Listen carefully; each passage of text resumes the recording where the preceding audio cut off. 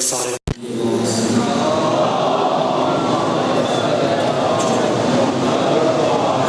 اعوذ باللہ من الشیطان الرجیم بسم اللہ الرحمن الرحیم الحمد للہ العالم العلیم القادر الکبیر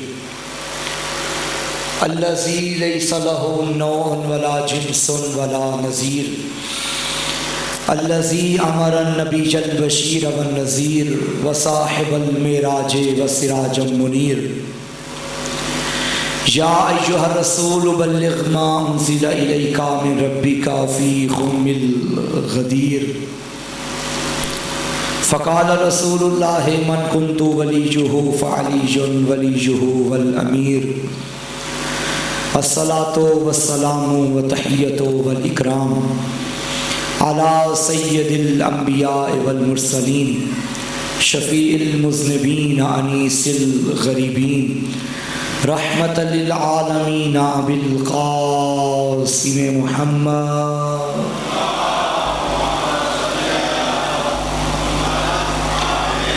وآلہ طیبین الطاہرین المعصومین المظلومین المنتخبین المنتجبین ولعنۃ اللہ علی اعدائہم اجمعین اما بعد فقد قال اللہ تعالی فی کتابہ المجید بسم اللہ الرحمن الرحیم والعصر ان الانسان لفی خسر الا الذین آمنوا وعملوا الصالحات وتواصوا بالحق وتواصوا بالصبر صلوات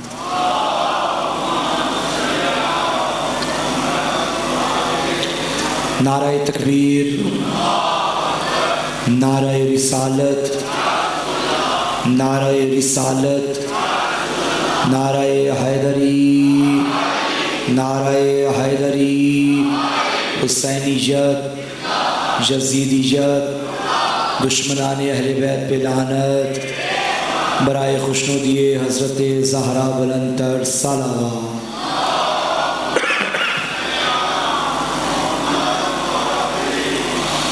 دعا ہے مالک کائنات ہماری اس عبادت کو اپنی بارگاہ میں قبول و منظور فرما۔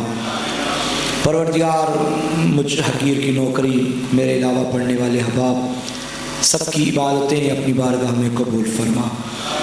بانیان نے یہ جو عشرہ محرم کا انعقاد کیا ان کے رزق میں، گھر میں خیر و برکت عطا فرما، حاضرین کی توفیقات خیر میں اضافہ فرما۔ اسپیشل دعا کا کہا گیا ہے میرا اللہ تو دلوں کے راز بہتر جانتا ہے، ان مومن کی تمام دلی حاجات قبول و منظور فرما۔ اس ذکر کا صدقہ تمام مومنین کو زیارت کربلا نصیب فرما، حج بیت اللہ کی سعادت نصیب فرما، ہمارے آقا کے ظہور میں تعجیل فرما، اپنی اور ہماری دعاؤں کی قبولیت کے لیے بآواز بلند صلوات۔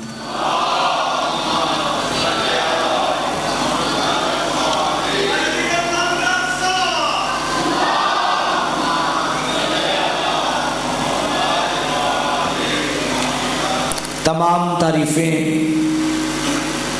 تمام حمد اس ذات کے لیے کہ حمد کرنے والے بھی جس کی حمد کا حق ادا نہیں کر سکتے۔ وہ عظیم خالق جو دریاؤں کا خالق ہے، جو سمندروں کا مالک ہے، جس نے چشمے بنائے، جس نے لہریں بنائی، جس نے نہریں بنائی، وہ دریاؤں کا مالک ہونے کے باوجود بھی دریاؤں کے پانی سے اتنی محبت نہیں کرتا جتنی اس قطرے سے کرتا ہے جو اس کی یاد میں شب کی تاریکی میں آنکھوں سے نکالا جاتا ہے۔ مجھ جیسے طالب علم کے پاس اللہ کا اگر تعارف کروانے کے لیے کوئی الفاظ ہوں تو اس سے بڑا جملہ میرے پاس نہیں ہے اگر میں کسی کو تعارف کرواؤں کہ خدا کون ہے۔ جسے بطول سجدے کرے اسے خدا کہتے ہیں۔ سبحان اللہ۔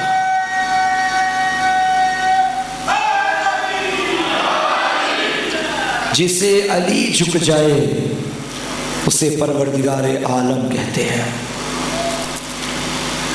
اب تک کی تقاریر کا نچوڑ اور خلاصہ یہ ہے کہ اللہ نے قسم اٹھا کے فرمایا کہ انسان خسارے میں ہے۔ جو بھی ہم نے قرآن میں دیکھا وہ ہمیں سیرت امیر المومنین میں نظر آیا۔ قرآن نے کہا انسان خسارے میں ہے۔ علی نے اپنی زندگی گزار کے بتایا کہ اگر فائدے میں آنا ہے تو کس طرح آنا ہے۔ کوئی قرآن کی ایسی صورت نہیں، ایسی آیت نہیں کہ جس کا عملی نمونہ ہمارے سامنے اہل بیت کی صورت میں موجود نہ ہو۔ البتہ یہ سمجھنے کی بات ہے، پورے قرآن میں دنیا نے قرآن پڑھا مگر پھر بھی گمراہ ہوئے۔ یاد رکھیے گا، قرآن جہاں ہدایت کرتا ہے وہاں گمراہ بھی کرتا ہے۔ شاید یہ جملہ کسی کے لیے بہت مشکل ہو ہضم کرنا کہ قرآن اور گمراہ کرتا ہے۔ ہاں، جس طرح بعض لوگ نام علی پہ گمراہ ہو جاتے ہیں،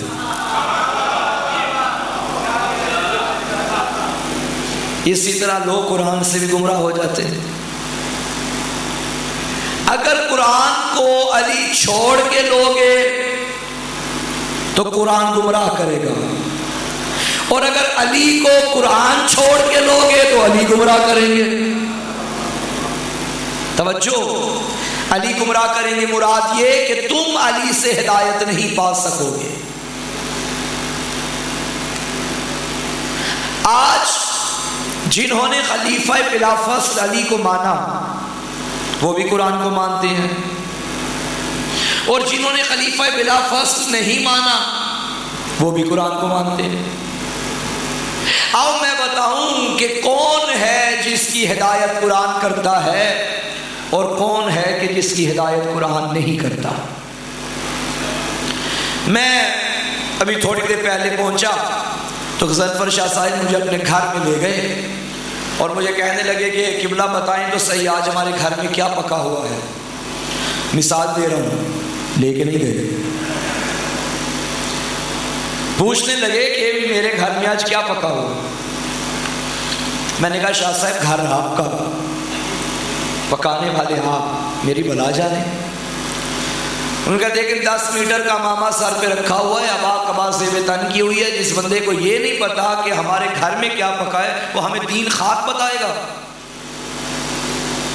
یہ تو بڑی زیادتی ہو گئی بھائی۔ میں نے کہا جناب جو ہم دین کے بارے میں تھوڑا بہت جانتے ہیں وہ پڑھتے ہیں، یہ گھر میں کیا پکا میں کیا جانوں۔ انہوں نے کیا کہ انہوں نے کہا اچھا ذرا مولوی صاحب آپ یہاں رکیے۔ انہوں نے اپنے گھر کا چھوٹا بچہ اندر سے بلایا اور اس سے کہنے لگے کہ ذرا مولانا کو بتاؤ تو صحیح ہمارے گھر میں کیا پکا ہے۔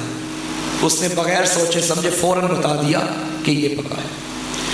مجھے کہنے لگے دیکھیں کہ ہمارے بچوں کو پتا ہے اور آپ کو پتا ہی نہیں۔ میں نے پلٹ کے کہا شاہ صاحب جن کے گھر کی کہانی ہے ان کے بچے جانتے ہیں، باہر والوں کو کیا پتا کہ کیا ہے۔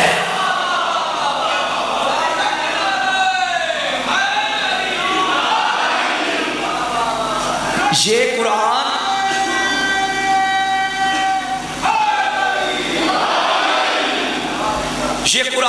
جس کے بچوں کی کہانی ہے اسے علی کہتے ہیں،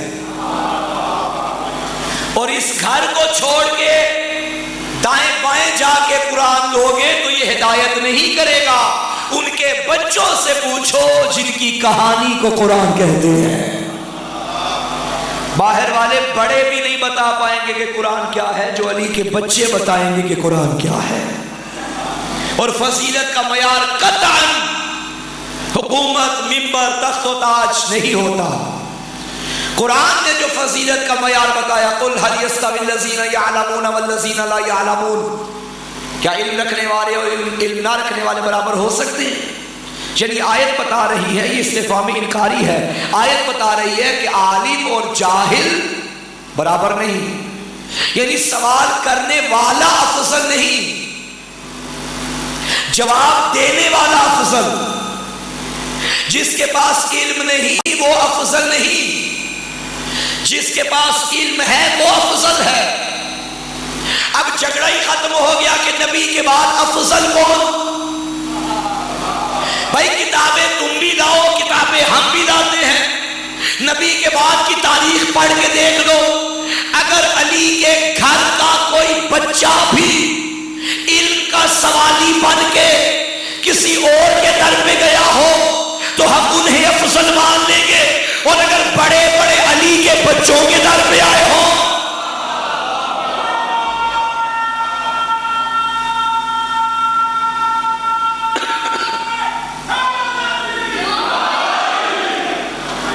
تو ماننا پڑے گا یہی افضل ہیں، قرآن ان سے لینا ہے۔ اور خدا کی قسم ہر آیت کی کا مصداق ہم علی کے گھر میں نظر آئے۔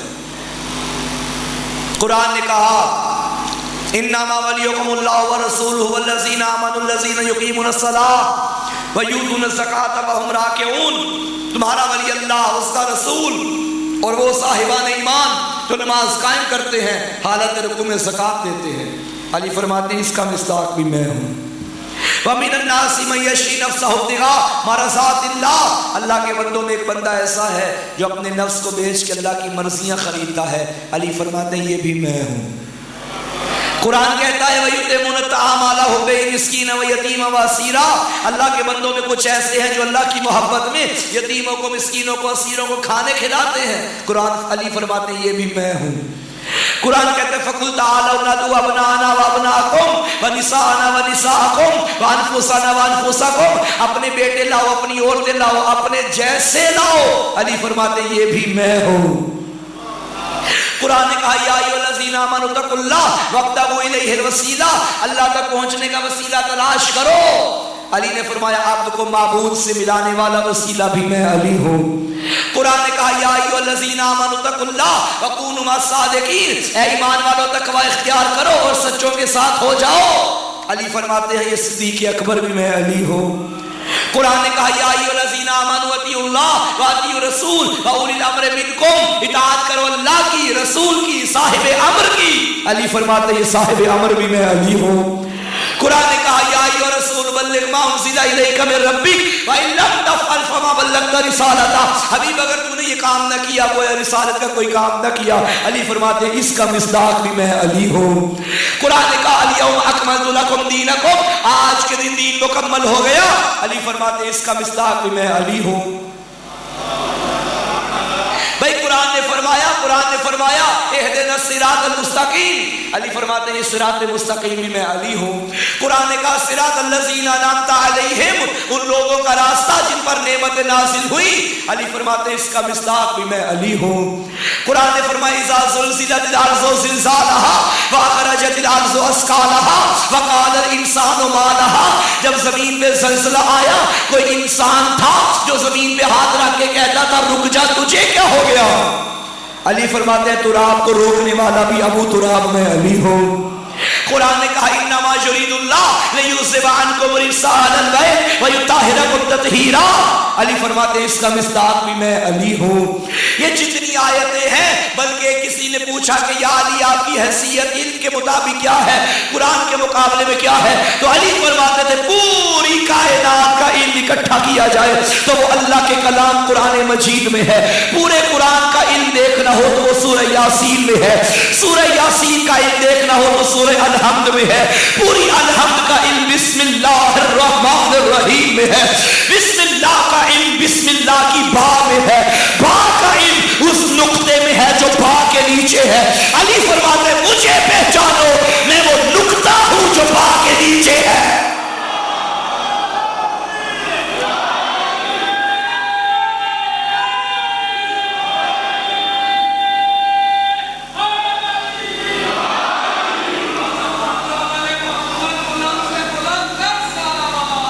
اللہم صلی علی محمد۔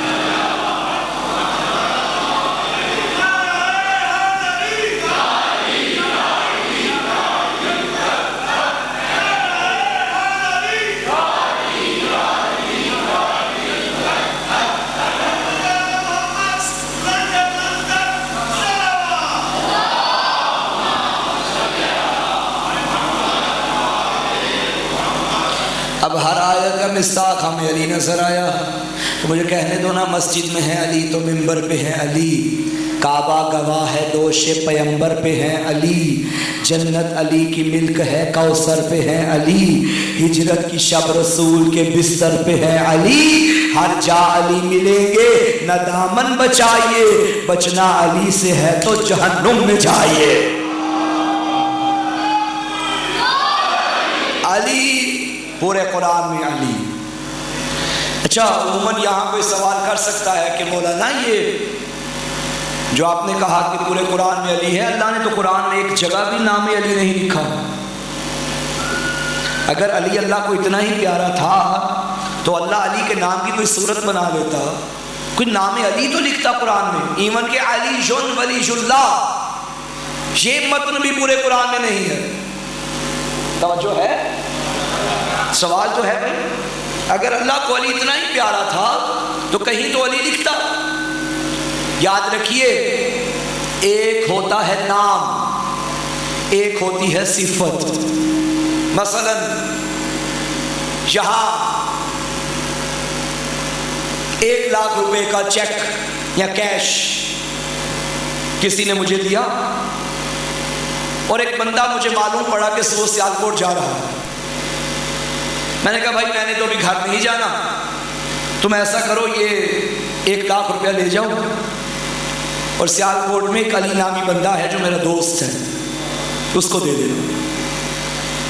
یہ کسی نے خبر سن لی اور فیس بک پہ اپلوڈ کر دی کہ مولانا محسن کاظمی نے 1,00,000 روپیہ ایک اپنے بندے کو بھیجا سیالکوٹ میں، وہاں ان کا کوئی علی نامی دوست ہے، اس کو 1,00,000 روپیہ یہ ملے گا۔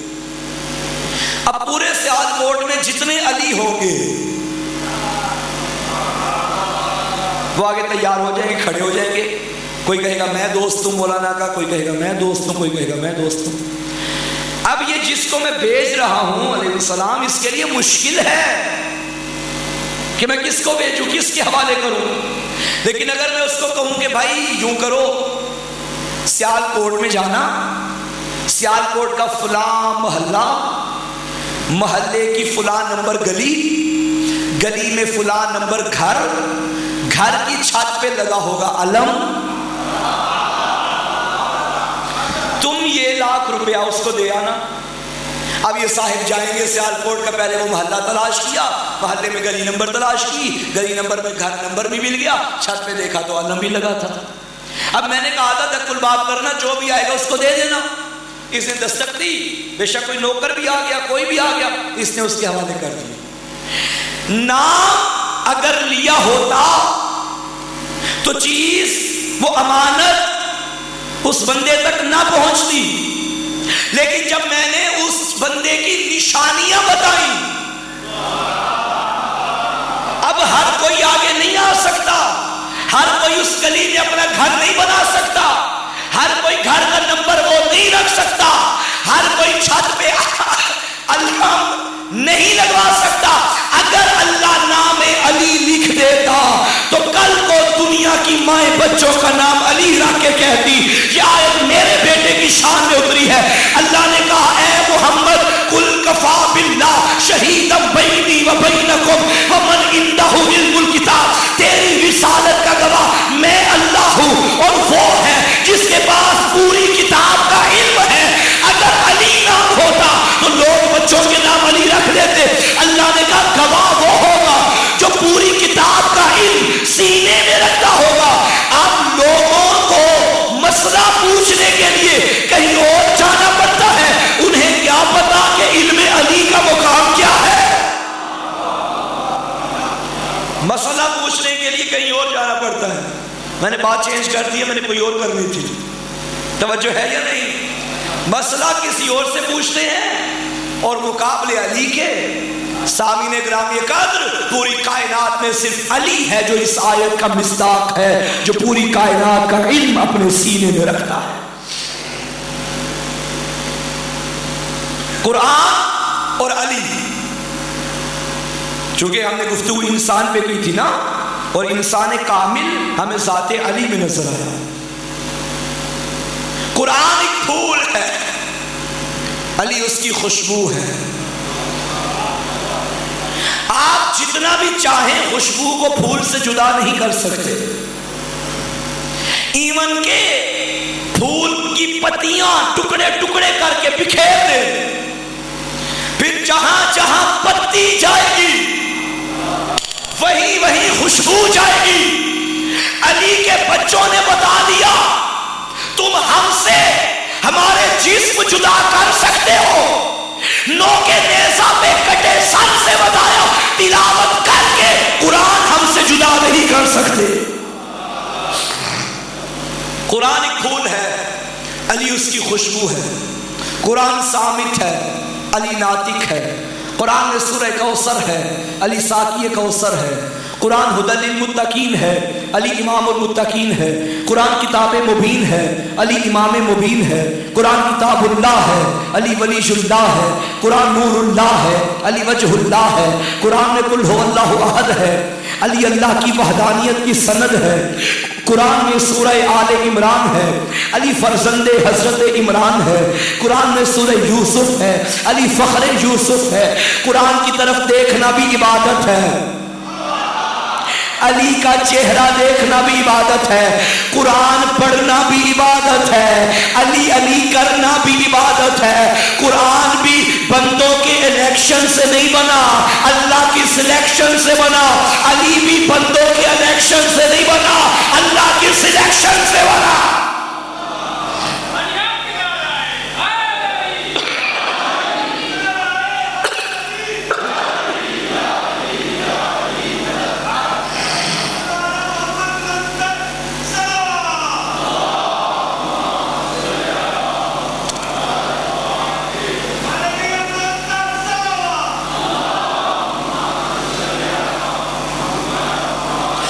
توجہ ہے سامنے محترم. تو قرآن کی ہر سورت کا مصداق علی کا گھر. اچھا, پہلے دن میں نے ایک آیت آپ کے سامنے پڑھی تھی, خالق نے انسان کے بارے میں فرمایا اِنَّا خَلَقْنَا الْإِنسَانَ مِن نُطْفَةٍ أَمْشَاجٍ. یاد ہے وہ پہلے دن پڑھا تھا کہ ہم نے انسان کو مخلوط نطفے سے پیدا کیا. اللہ کتنے ہیں؟ ایک. انسانوں کو کس نے بنایا؟ اللہ نے. تو اللہ کیا فرماتا ہے اِنَّا خَلَقْنَا الْإِنسَانَ, ہم نے انسان بنایا. یا اللہ تو ایک ہے, تو فرماتا میں نے انسان بنایا تو بات سمجھ آتی, لیکن تو نے فرمایا کہ ہم نے انسان بنایا. پریشان تو نہیں ہو گئے؟ جو پریشان ہو گئے وہ صلوات پڑھیں.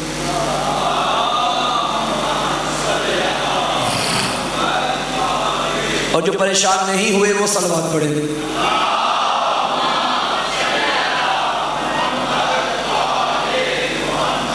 جو ہو گئے تھے ان کی آواز کم تھی کیونکہ وہ بندے تھوڑے تھے, تو آپ سے معذرت.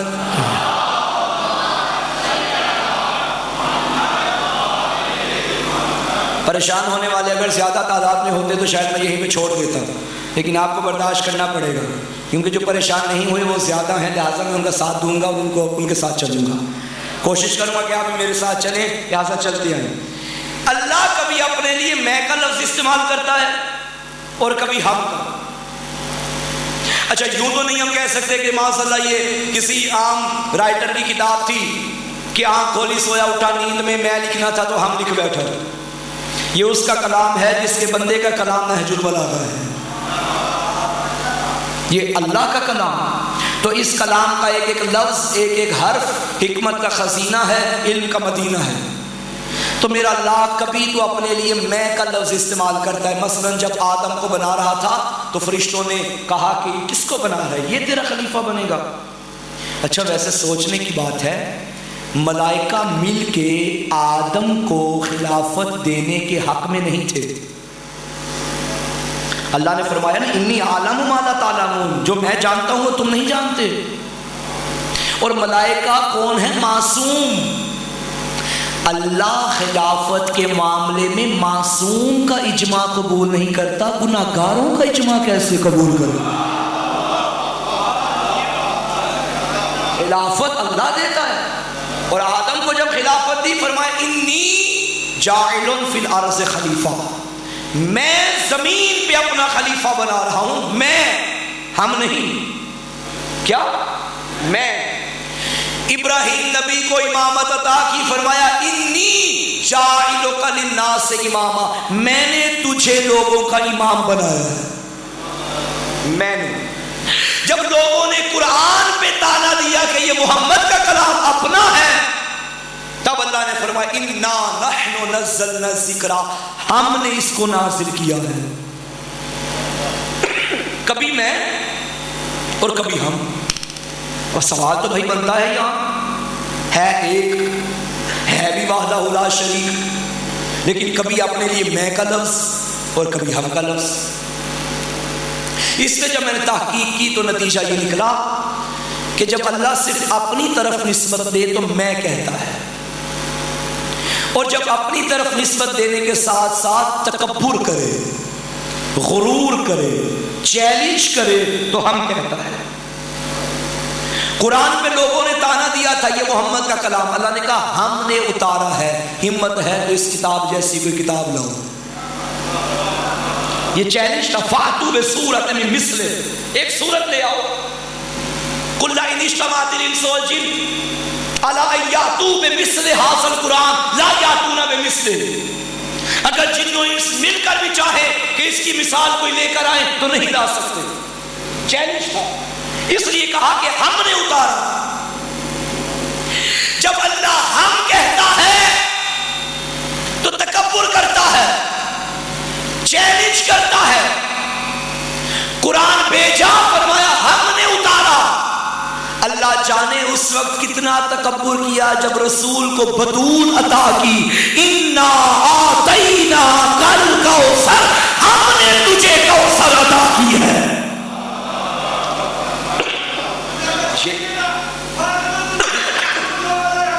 یا علی،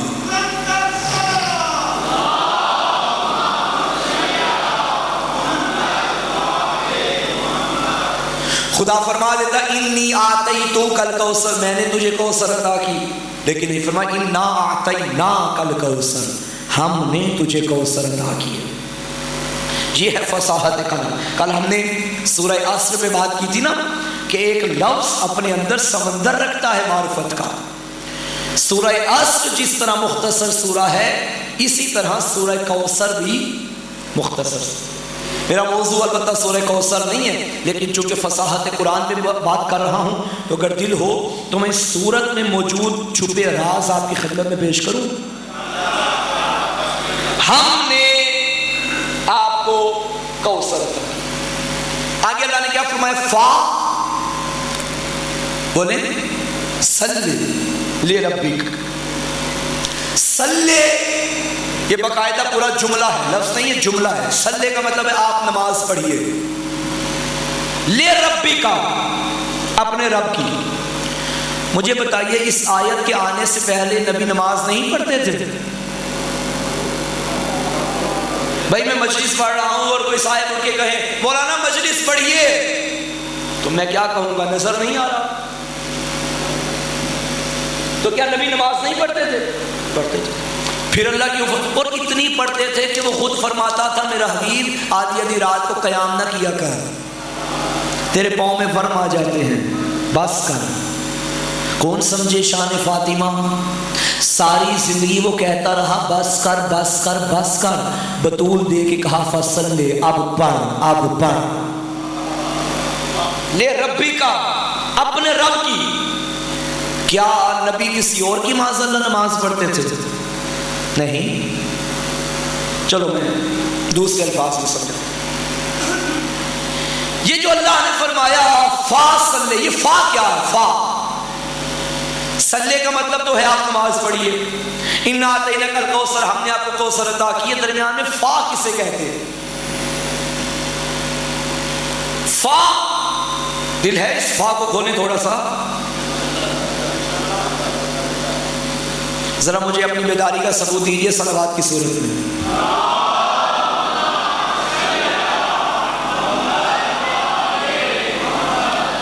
عربی گرامر میں فا کی بڑی صورتیں ہوتی ہیں، بڑی قسمیں ہوتی ہیں، لیکن میں بڑے آسان الفاظ میں سمجھانے لگا ہوں کہ یہ فا کیا ہے تاکہ بچوں کو بھی سمجھ آئے۔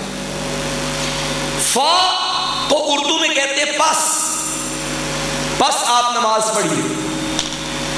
یہ فا آتا کب ہے؟ فا سے پہلے ایک جملہ ہوتا ہے، ایک فا کے بعد جملہ ہوتا ہے. پہلے شرط ہے، بعد میں جزا ہے. شرط پوری ہوگی تو پھر جزا پوری ہوگی. میں کہوں اگر میں فیصلہ آباد میں ہوا تو 12 محرم کی مجلس پڑھوں گا، اور یہ حقیقت بھی. اگر میں فیصلہ آباد میں ہوا تو 12 محرم کی مجلس. یہ تو سے پہلے شرط ہے، تو کے بعد جزا ہے. اگر میں فیصلہ آباد ہوا تو پھر مجھے پڑھنی پڑے گی، لیکن اگر میری شرط ہی پوری نہ ہوئی تو میں نہیں پڑھوں گا. ٹھیک ہے؟ اس کا مطلب ہے کہ فا سے پہلے اگر کوئی بات ہو شرط اور وہ پوری ہو جائے تو فا کے بعد والی بات پہ عمل کرنا واجب ہوتا ہے. ہم نے آپ کو کوثر عطا کی ہے، بس آپ نماز پڑھیے. نہیں میں اور کھولتا ہوں. ایک اور سورت کی طرف آئیے. اذا جاء نصر اللہ والفتح، جب اللہ کی طرف سے نصرت اور کامیابی آپ کو مل جائے. وَرَأَيْتَ النَّاسَ يَدْخُلُونَ فِي دِينِ اللَّهِ أَفْوَاجًا، اور آپ دیکھیں کہ لوگ جوک در جوک دین خدا میں شامل ہو گئے. فَسَبِّحْ، بس آپ پہ واجب ہے کہ آپ تسبیح پڑھیں. کب؟ جب آپ دیکھیں کہ دین میں لوگ داخل. یہ نبی کی ساری زندگی لگی، پتھر کھائے، لہو لہان ہوئے، اور اب دیکھا آگے کہ سارا لشکر دین میں آ گیا.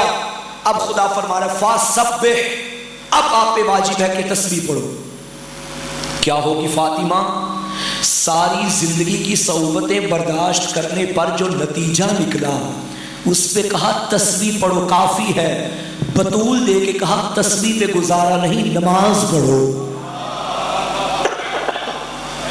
فا آ گیا نا؟ فا سمجھ میں آ گیا.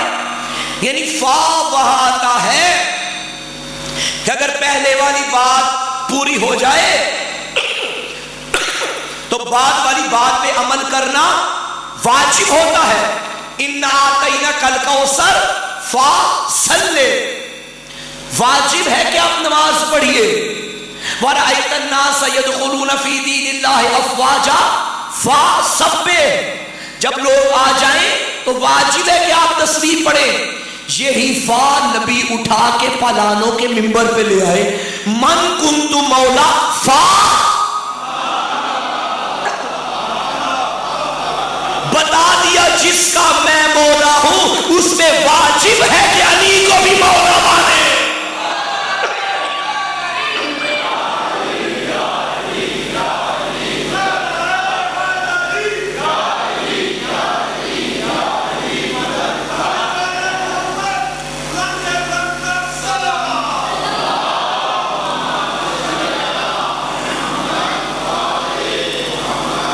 بات پہنچ رہی ہے میری آپ تک؟ فا کی سمجھ آ گئی؟ یہ ہے قرآن جو اپنے اندر فصاحت کا سمندر رکھتا ہے. 3 صورتیں، 3 آیتیں اس صورت میں. اِنَّا أَعْطَيْنَاكَ الْكَوْثَرَ فَصَلِّ لِرَبِّكَ وَانْحَرْ إِنَّ شَانِئَكَ هُوَ الْأَبْتَرُ. ہم نے آپ کو کوثر عطا کی، بس آپ اپنے رب کی نماز پڑھیے، قربانی دیجیے، بے شک آپ کا دشمن ابتر ہے. اس چھوٹے سے سورہ میں اللہ نے 5 مرتبہ محمد کو پکارا.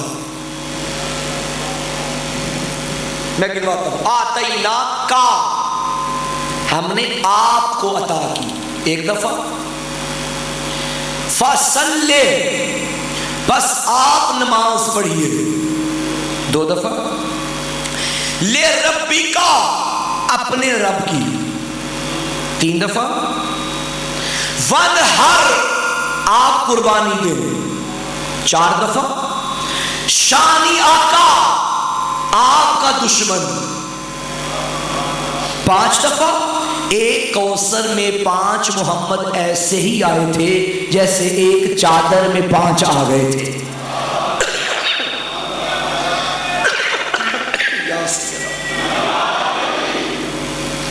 تو اسی طرح اگر اس سورت سورت کی طرف آپ آئیں، والعصر، یہ بھی مختصر سورہ، اللہ نے کیا فرمایا؟ مجھے زمانے کی قسم، ان الانسان، ان الانسان، انا انسان نہیں، ان الانسان، انا انسان میں اور ان الانسان میں کیا فرق ہے؟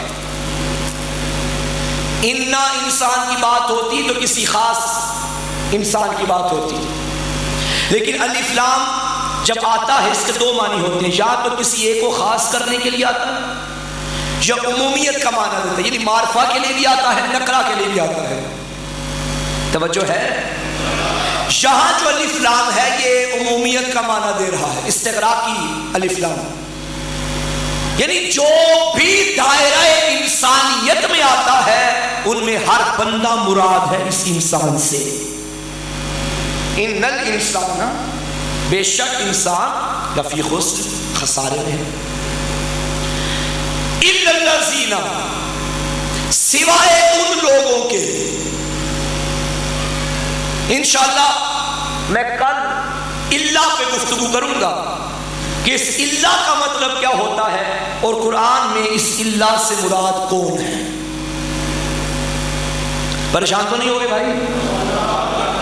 میری طبیعت آپ کے سامنے ہے لیکن پھر بھی میں بھرپور کوشش کر رہا ہوں کہ اپنے مطالب جو ہیں وہ آپ تک پہنچاؤں۔ پریشان آپ نے نہیں ہونا، میرے پریشان ہونے والی بات ہے، میں نہیں ہوں، آپ نے بھی نہیں ہونا۔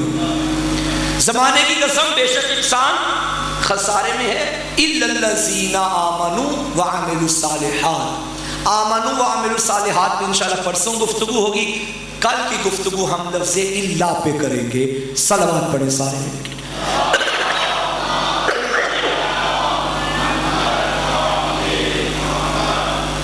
آج محرم کی 7 بھی گزرنے والی ہے، دن بہت تھوڑے رہ گئے ہیں اور یہ دن رونے کے دن ہیں۔ آخر انسان ہے، میں نے صبح سے شہادتیں پڑھنا شروع کی، کتنی پڑھ لے گا انسان، لیکن جب سوچتا ہے کہ ہم تو بس پڑھ رہے ہیں۔ حوصلہ ہے حسین ابن علی کا جو صبح سے لاشیں اٹھاتا رہا تھا۔ 7 کا دن گزر گیا ہے، آج کے بعد سکینہ کو پانی نہیں ملے گا، اب علی اصغر پیاسا رہے گا۔ میری منت ہے کہ اب جب پانی پینا احتیاط سے پینا، بچوں کوشش کرنا پانی ضائع نہ ہو۔ اس پانی کو ترستی رہی ہے حسین کی سکینہ، اس پانی کو ترستا رہا ہے علی اصغر۔ اے اہل عزا، کل بھی ہم نے ایک ماں کو پرسہ دیا تھا، آج بھی ایک ماں کو پرسہ دینا ہے۔ آج اس ماں کو پرسہ دینا ہے جو جوانی میں بیوہ ہو گئی تھی۔ کربلا سے جو مائیں چلی، بی بی ام رباب کے ساتھ بی بی کا شوہر بھی تھا، بی بی کے بچے بھی تھے۔ علی اکبر کی ماں کے ساتھ بی بی کا شوہر بھی تھا، بی بی کے بچے بھی تھے۔ پہلے دعا کرو میرا اللہ کوئی خاتون جوانی میں بیوہ نہ ہو جائے۔ میں اس جملے کا ثواب دعا کروں گا اللہ پہنچائے روح علامہ سفیر سجاد کو۔ وہ بھی 2 بیٹیاں چھوڑ کے گیا ہے دنیا سے، وہ بھی ایک بیوہ چھوڑ کے چلا گیا۔ اگر خاتون جوانی میں بیوہ ہو جائے نا اور اس کا ایک بیٹا ہو، پھر اس کی ساری امیدیں اس بیٹے پہ ہوتی ہیں۔ وہ دعا کرتی ہے میرے بیٹے کو زمانے کی دھوپ بھی نہ لگے، میرا بیٹا کسی مشکل میں نہ جائے۔ میرا سلام بی بی ام فروا پہ جس نے جوانی میں حسن کے جگر کے ٹکڑے دیکھے، جس نے بڑھاپے میں پامال قاسم دیکھا۔ عزاداروں مدینے سے چلی تھی اپنا ایک سہارا لے کے، اب مجھے بتا کربلا میں وہ سہارا بھی لٹ گیا۔ عزاداروں کربلا کے شہیدوں میں اور غریب کربلا میں ایک کامن بات یہ ہے کہ باقی بھی پیاسے تھے، حسین بھی پیاسے تھے، باقی شہید بھی بھوکے تھے، حسین بھی بھوکے تھے، لیکن ایک مقام ایسا ہے جہاں حسین کے برابر کوئی نہ ہو سکا، اگر ہوا تو صرف قاسم ابن حسن ہوا۔ وہ کیا؟ معاف کرنا، امام حسین کا لاشا بھی پامال ہوا تھا، یتیم حسن کا لاشا بھی پامال ہوا، لیکن ہائے پھر بھی بڑا فرق ہے، حسین کا لاشا شہادت کے بعد پامال ہوا، قاسم کا لاشا زندگی میں پامال ہو گیا۔ اجرکم اللہ، اجرکم اللہ۔ شب عاشور اس ماں نے بچے کو تیار کرنا شروع کیا، قاسم کو تیار کیا۔ آج مجھے بتایا گیا ہے کہ جنازہ بھی آنا ہے اور مہندی بھی آنی ہے۔ یہ مہندی اس ماں کی حسرت تھی عزادارو، ہر ماں کی حسرت ہوتی ہے نا کہ میرا بیٹا جوان ہو، میں مہندی لگاؤں، میں سہرے پہنوں۔ آئے اب روتے اسی بات کو ہے، اے کربلا کی ماں تمہاری حسرتیں رہ گئی۔ اس عمر میں جوانوں کو سہرے پہنائے جاتے ہیں، اس عمر میں مہندیاں لگائی جاتی ہیں، لیکن ہائے کہا کربلا کی ماں جب وقت سہرے اٹھانے کا تھا تم نے جنازے اٹھائے۔ عزاداروں مجھے معاف کرنا، دنیا کی مائیں تب شکر کرتی ہیں جب بیٹے کو دلہا بنتا دیکھتی ہے، لیکن کربلا کی مائیں تب سجدے کرتی تھی جب بیٹوں کے لاشیں دیکھتی۔ اجرکم اللہ۔ عزادارو جی بھر کے ماتم کرنا۔ شب عاشور بی بی نے تیار کیا اور فرمایا میرا قاسم دیکھ میں سید زادی نہیں ہوں، میرا قاسم کل کو دادی کی بارگاہ میں جانا ہے، کل تم نے نانا مصطفیٰ کی بارگاہ میں جانا ہے، قاسم میری طرف سے کوئی شکوہ نہ ہو، میری طرف سے کوئی گلہ نہ رہے، قاسم ایسی قربانی دینا کہ زہرا خوش آمدید کہے۔ بس عزادارو صبح عاشور آ گئی، بی بی نے اپنے لال کو مولا حسین کے در پہ بھیجا، جاؤ امام سے اجازت لو۔ عزادارو اب جب قاسم آیا نا حسین کے قریب اور فرمایا چچا جان کیا شہیدوں کی فہرست میں میرا نام بھی ہے؟ عزادارو یہ کہنا تھا، رو کے امام نے فرمایا قاسم شہیدوں کی فہرست میں تو میرے اصغر کا بھی نام ہے۔ جب یہ جملہ سنا قاسم تڑپا اور کہنے لگا مولا قاسم کے علاوہ اصغر بھی مارا جائے گا؟ فرمایا ہاں، چونکہ ہاشمی خون تھا، جانتا تھا اصغر میدان میں نہیں جا سکتا۔ اچانک دل پھٹا اور فرمایا چچا کیا قوم میری پھوپھیوں کے خیمے میں آئے گی؟ کیا ظالم میری پھوپھیوں کے خیمے میں آئیں گے؟ تب امام نے فرمایا نہیں قاسم میں اصغر کو لے کے خود میدان میں جاؤں گا۔ عزاداروں میں یہاں جملہ کہوں گا، اے مولا قاسم ابھی تو آپ نے یہ سوچا تھا کہ قوم اشقیاء میری پھوپھی کے خیمے میں آئے، قاسم آپ سے سنبھلا نہ گیا، ذرا شام غریبہ میں کربلا میں آنا، تیری پھوپھی زینب کا خیمہ اور قوم اشقیاء کے ہاتھوں میں نیزے۔ اجرکم اللہ، یہ غیرت مند ہاشمی تھا۔ بس عزادارو میں نے ایک عالم دین سے یہ جملہ سنا کہ شب عاشور علی اکبر اور عباس باتیں کر رہے تھے کہ علی اکبر نے کہا چچا پہلے مجھے جانے دینا کیونکہ میرے جانے سے میرے بابا کی کمر نہیں ٹوٹے گی۔ عباس نے فرمایا اکبر پہلے مجھے جانے دینا، میرے جانے سے مولا کا نور نظر نہیں جائے گا۔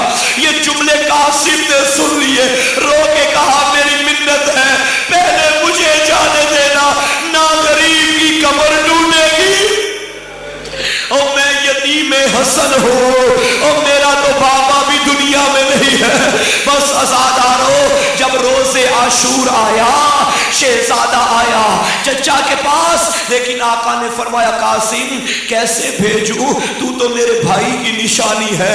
اب شہزادہ روتا روتا ماں کے خیمے میں آیا، اماں چچا اجازت نہیں دیتے۔ عزادارو اب بی بی کو ایک وقت یاد آیا جب 28 سفر کی رات حسن کو زہر ملا تھا نا، حسن روتے روتے قاسم کی ماں کے خیمے در پہ آئے، اور فرمایا قاسم کی ماں میرے لیے بستر سجا. امام لیٹ گئے. قاسم کی ماں میرے قاسم کو میرے قریب بلا. قاسم کو سینے سے لگایا. 3 سال کا قاسم تڑپا. اماں مجھے کون سے گرم بستر پہ سلا دیا؟ تب بی بی نے فرمایا قاسم یہ گرم بستر نہیں تیرے بابا کا سینہ ہے. اب امام نے فرمایا ام فروا ذرا کاغذ قلم لے کے آ, ایک تعویذ لکھ دیتا ہوں, یہ کسی مشکل وقت میں کام آئے گا. تب امام نے لکھا مولا حسین اے میرے بھیا حسین اگر مشکل آ جائے میرے بیٹے کی قربانی قبول کر لینا تاکہ کربلا میں میرا لہو بھی شامل ہو جائے. عزادارو یہ تعویذ مادر قاسم نے سنبھال کے رکھا تھا. اب جب روز عاشور دیکھا نا کہ چچا اجازت نہیں دے رہے, اب بی بی نے اپنے بیٹے کو لیا. بیوہ ماں اپنے یتیم بیٹے کو لے کے بارگاہ امام میں آئی. جب امام نے دور سے بھابھی کو آتے دیکھا تڑپ کے کہا اے بی بی تو مجھے بلا لیتی, آج خود کیوں زحمت کی؟ بی بی نے فرمایا مولا میں سوالی بن کے آئی ہوں, غریب جانتا تھا. اب ماں نے وہ تعویذ امام کے ہاتھ میں رکھا. امام نے تعویذ کھولا, بھائی کی تحریر پڑھی, رو کے کہا انا للہ و انا الیہ راجعون. اور میرے حسن کی نشانی میں نے مقتل میں پڑھا. کسی شہید کو میدان میں بھیجتے وقت حسین پہ غشی طاری نہیں ہوئی, لیکن جب قاسم کو بھیجنے لگے چچا بھتیجے نے باہوں میں باہیں ڈالی, انا للہ پڑھنا شروع کیا. حسین بھی خاک میں گر گئے, حسن کا یتیم بھی خاک میں گر گیا. عزادارو جب غشی سے فاقہ ہوا اب امام نے فرمایا قاسم جا چلا جا, لیکن میں کیسے بھیجوں؟ اب امام نے خود قاسم کو تیار کیا. آج میں نے مقتل کی کتابیں اٹھائی, آج صبح میں نے یہ روایت پڑھی. امام نے قاسم کو امامہ ایسے پہنایا جیسے تم جنازوں کو پہناتے ہو. امامہ پہنا کے تم سیرے کھول دیتے ہو اور پھر تحت الحنک بناتے ہو, لیکن عزادارو غریب زہرا نے تحت الحنک بھی نہ باندھی, دونوں سیرے کھول دیے. قاسم کا کرتا چاک کیا. قاسم نے کہا مولا یہ حالت کیسی؟ امام نے فرمایا قاسم یہ یتیموں کی نشانی ہے. ارے میں تجھے یتیموں کی شکل میں بھیجوں گا, اللہ کرے کوئی تجھے یتیم سمجھ کے چھوڑ. بس عزادارو امام نے سوار کیا. روایت کے فکر ہے 13 سال کا بچہ, اتنا چھوٹا قد تھا کہ پاؤں بھی رکابوں تک نہیں پہنچتے تھے. ایک عالم دین لکھنؤ کے ہیں, وہ پڑھتے ہیں کہ جب یہ شہزادہ خیمے سے نکلا یوں لگ رہا تھا کہ 14ویں کا چاند جا رہا ہے, لیکن تھوڑی دیر کے بعد شام کے بادلوں میں غروب ہو گیا. عزادارو جب یہ شہزادہ میدان میں آیا ابن سعد نے ازرق نامی ایک بندہ تھا جو بہت بڑا پہلوان تھا, ازرق سے کہا جا اس بچے کو قتل کر دے. ازرق نے کہا میں عرب کا بہت بڑا بہادر ہوں, اگر میں بچے کے مقابلے میں گیا تو عرب مجھے باتیں کرے گا, میں خود نہیں جاؤں گا, میرے بچے جائیں گے جو یتیم حسن کو ماریں گے. اس ظالم نے اپنا بڑا بیٹا بھیجا. قاسم زین سے زمین پہ آئے, اپنی تلوار حیدری سے اس کو فنار کر دیا. یہ حسن کا بیٹا تھا, یہ علی کا پوتا تھا. اب دوسرا بیٹا آیا, وہ بڑے بھائی کا انتقام لینے آیا. قاسم نے اس کا بھی سر کاٹ دیا. چاروں بیٹے آئے, قاسم نے مار دیا. اب عزادارو قاسم قلب لشکر میں جا رہا تھا. قاسم کا ارادہ تھا وہ جو علمبردار ابن سعد ہے میں نے اس تک پہنچنا ہے جو میرے چچا کا دشمن ہے. یہ ظالم سب سے آخر میں تھا, آگے صفیں بندی ہوئی تھی. قاسم نے صفوں کے درمیان جانا چاہا. قاسم کے چہرے کا وہ روپ تھا کہ صفیں ہٹ گئی. اب قاسم قلب لشکر میں آ گیا, چاروں طرف سے شامیوں کی فوج آ گئی. ابن سعد نے اشارہ کیا خبردار یہ جوان مجھ تک نہ پہنچے. ابن سعد کا کہنا تھا ایک ظالم نے پشت سے ایک گرز مارا جو قاسم کی پشت پہ لگا. قاسم روتا روتا زین سے گرنے لگا. ایک حرامی نے ایک نیزہ قاسم کی پسلیوں میں مارا, پسلیوں پہ لگنا تھا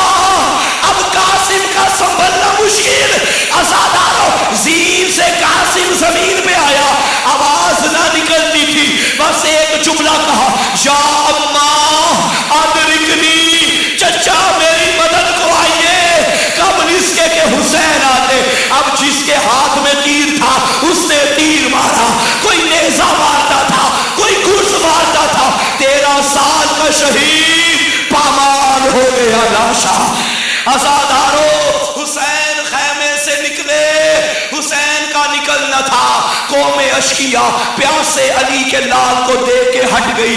अब हुसैन कासिम की लाश पे आए और रो के फरमाया कासिम कितना अफसोस हुआ कि तूने भुलाया मगर तेरा चचा वक्त पे ना आ सका। अज़ादारों अब कासिम का लाशा उठाया। मैंने जो किताब में पढ़ा कासिम इतना पामाल हो गया था, वो बच्चा जिसकी रकाबों तक पैर नहीं पहुंचते थे, अब जब कासिम को अपने शाने पे उठाया कासिम के पांव जमीन पे खत बना रहे थे। इतना हो गया लाशा कासिम पामाल। अभी थोड़ी देर के बाद ताबूत आ जाएगा, बस एक जुमला पढ़ूंगा अज़ादारों। जब आया ना माँ के खैमे के दर पे, अज़ादारों बीबी के दर पे आके गरीबे करबला ने फरमाया कासिम की माँ। जब कासिम की माँ ने देखा अभी लाशा नजर ना आया, रो के कहने लगी मौला क्या मेरी कुर्बानी कबूल नहीं हुई? अब पामाल लाशा माँ को दिखाया। अली की जोच अली की बहू ने जब कासिम का पामाल लाशा देखा बाकी बीवियों से कहा बीवियों मुझे मुबारक दो, मेरा कासिम को कबूल कर लिया गया। अब इमाम ने कासिम का लाशा उठाया, वहां लेके आए जहां अली अकबर का लाशा था। ले आओ ज़ियारत, एक तरफ अकबर का लाशा एक तरफ कासिम का लाशा। गरीब दरमियान में नमाजियों की तरह बैठ गया और रो रो के कहता था मेरा अल्लाह मैं गरीब हो गया और मेरा अली अकबर भी मारा गया और मेरा कासिम भी मारा गया।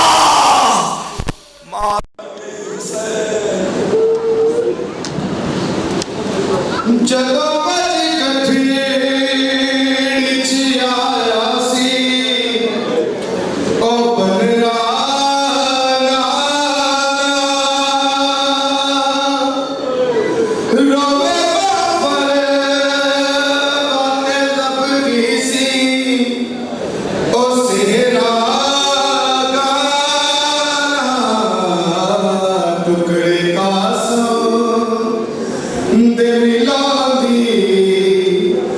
मैं मिला